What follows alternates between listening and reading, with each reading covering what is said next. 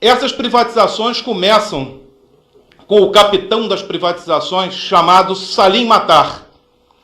Todo mundo acha que ele é bilionário porque ele tem a locadora de automóveis e assim é o principal produto de enriquecimento do senhor Salim Matar, que na verdade não é.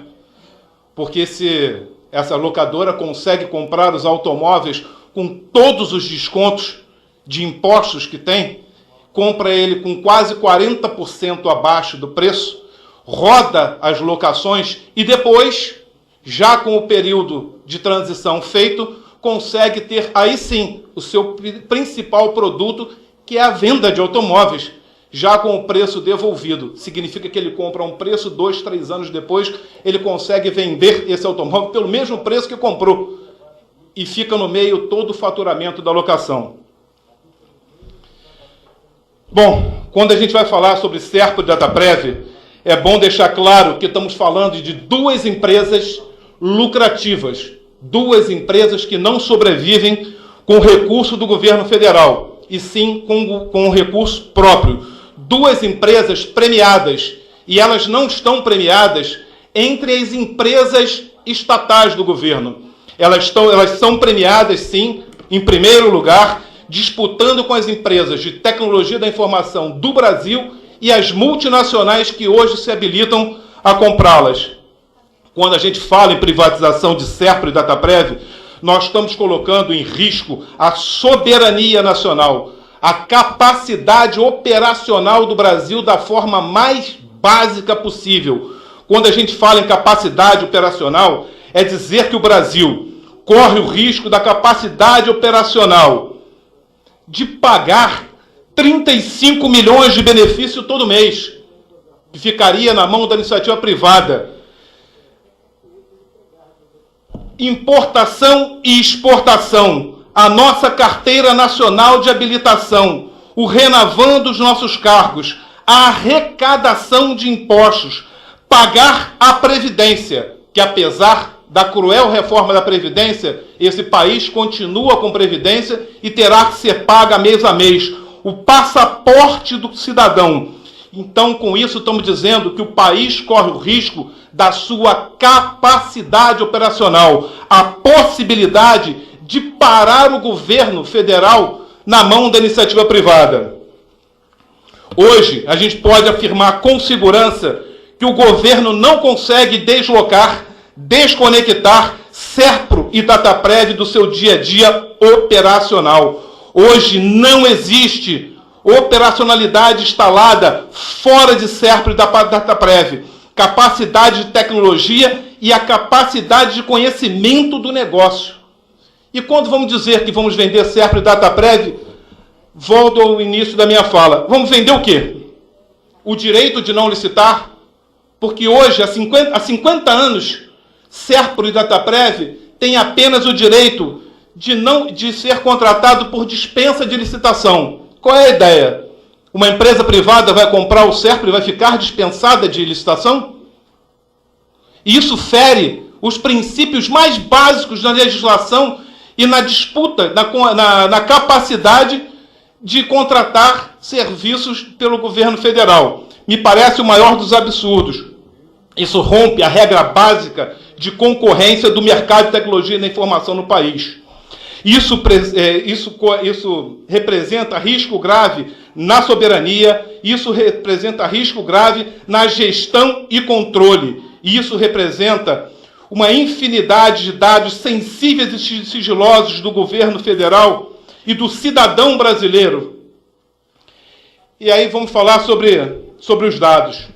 Só na Dataprev, o companheiro Jesus aqui já nos deu uma aula, nós estamos falando em mais de 90 milhões de dados de pessoas. 90 milhões de dados. A história da vida laboral de todos os trabalhadores, todos, e dos seus antepassados, porque as pensões são formadas pela vida laboral dos nossos pais. Essa verdadeira teia nacional de dados são o motivo para o qual o Serpro e a Dataprev foram criados e, mais do que isso, preparados para guardar, gerir e administrar. Todos nós sabemos que o petróleo do século XXI é a nova riqueza e são os dados. Não podemos colocar em risco os dados do povo brasileiro. Esses dados, na mão da iniciativa privada, podem ser usados como interesses econômicos contra o povo brasileiro e contra a nossa privacidade. Quando vemos no mundo o que aconteceu nos Estados Unidos, no escândalo da empresa Cambridge Analytica, foi exatamente isso. Pegaram os dados dos americanos e usaram politicamente, usaram também economicamente. Dados públicos ameaçaram a Inglaterra em relação à Europa. Processo de manipulação de dados ameaçaram as nossas eleições e a nossa democracia. Tudo isso ser colocado em risco, sem ao menos um debate legislativo, só aumenta o nosso risco. Hoje nós não temos uma legislação que permita exploração pela iniciativa privada.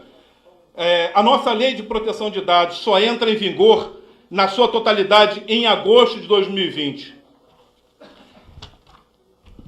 E aí, deputados, companheiros que nos ouvem pelos vários meios de comunicação da Alepa e os companheiros trabalhadores que nos acompanham aqui. Eu queria sair um pouco da teoria e passar por uma experiência que eu vivi e não trago boas lembranças. Não é a primeira vez que o Brasil vem de uma empresa de tecnologia da informação. Em 1999, a Datamec foi privatizada. A Datamec era uma empresa controlada pela Caixa Econômica Federal. As consequências afetam até hoje a Caixa Econômica Federal, mas não afeta mais o extinto Ministério do Trabalho, não afeta mais o CAGED, não afeta mais o seguro-desemprego, porque em 2004, companheiros, apenas 5 anos após a privatização da Datamec, o Ministério Público, através da procuradora Raquel Branquinho, declarou o seguinte: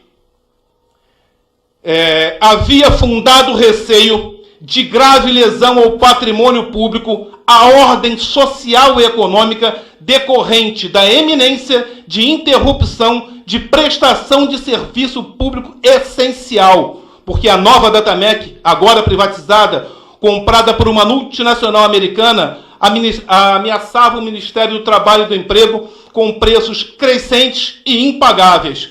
Qual foi a solução? A solução foi convocar a Dataprev para assumir o contrato. E isso só foi possível porque a direção da Dataprev, à época, era presidida pelo presidente Rodrigo Assunção. Inclusive, nós gostaríamos que ele estivesse aqui hoje, e só não foi possível porque está a trabalho fora do Brasil. Convocou os trabalhadores da Dataprev, instalou um polo na Paraíba, e esses trabalhadores, com toda a garra, disposição e compromisso, conseguiram trazer de volta para o campo estatal os dados que estavam em posse dessa multinacional americana.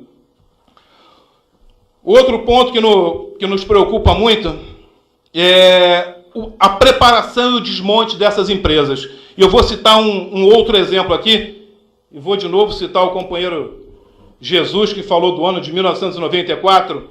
Em 1994, companheiros, batizada como Concorrência 001 de 1994, começava o desmonte da Datamec. A Caixa Econômica Federal lançava o edital. Só mais um tempinho só para concluir? Iniciava a caminhada, colocava à venda as loterias esportivas da Caixa Econômica Federal. A empresa vencedora foi a canadense Getec, que já era investigada desde 1992 nos Estados Unidos por fraude às loterias da Califórnia. Essa foi a empresa que levou as loterias esportivas do Brasil. A Fenadados e a FENAI, o companheiro João Estrela da Fenadados e o companheiro Carlos Borges pela FENAI, fizeram uma luta incessante, mas não fomos capazes de impedir. Só no dia 20 de 10 de 2005, 11 anos depois, a Caixa Econômica Federal conseguiu trazer de volta, internalizar, graças a uma batalhadora, a vice-presidenta da Caixa Econômica Federal, a companheira Clarice Copete, conseguiu trazer de volta. E aí a parte mais dura, isso sem falar que a Datamec tinha 1.900 trabalhadores e foi reduzida a 50 trabalhadores. Infelizmente, eu sei bem o que é cruzar com chefe de família, homens e mulheres que dedicaram a vida inteira a essa empresa, aos prantos nos corredores, desnorteados, sem saber o que seria no dia seguinte. Muitos deles com idade avançada. E quando eu falo idade avançada, deputado, eu estou falando de 40 e 50 anos, tá? Porque o mercado de trabalho não é, infelizmente, como a nova Previdência acha que nós podemos trabalhar até 65 anos, os homens, e 62 as mulheres. Ele já é cruel conosco a partir dos 40. E o próprio governo federal entende isso, porque no novo projeto de inclusão ao trabalho, que é o verde e amarelo, ele exclui os trabalhadores a partir de 55 anos. Então, só aumenta o nosso desespero. E aonde eu venho pedir a maior força e a maior ajuda a essa casa, é que o outro ponto que aconteceu com a Datamec é que antes da privatização, todas as nossas regionais que não estavam no grande centro foram fechadas e os trabalhadores demitidos. Isso já acontece nos debates internos, principalmente dentro do SERPRO e da Dataprev. Então, precisamos muito do apoio dessa casa, que entre na luta contra as demissões e o fechamento da regional do SERPRO Pará, da Dataprev da Pará, e não coloquem vários trabalhadores direta e indiretamente demitidos com pouca condições, que até o novo projeto agora cobra encargos até de trabalhador demitido. Então, nós não vemos nenhum projeto que nos ajude. Agradeço muito a essa casa a oportunidade, porque eu estou voltando a repetir. Nós, da tecnologia da informação, quando chega no parlamento, e é óbvio, os parlamentares no município, no estado, federal, os senadores não são obrigados a saber de tudo. E, na verdade, a maior parte não sabe exatamente do que a gente está falando quando diz que vai vender 2 empresas.